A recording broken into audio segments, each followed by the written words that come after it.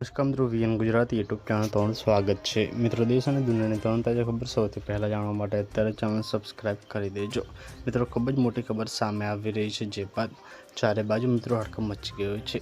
સંપૂર્ણ માહિતી જણાવશું વિડીયોમાં અંત સુધી, બનાવ ચેનલ પર નવા હોય તો વિડીયોને લાઇક કરી ચેનલ સબસ્ક્રાઇબ કરી દેજો। મિત્રો, ખૂબ જ મોટી ખબર સામે આવી રહી છે। ટ્રક પિકઅપ વચ્ચે મિત્રો ભયાનક અકસ્માત, 4 લોકોના મોત માતમ।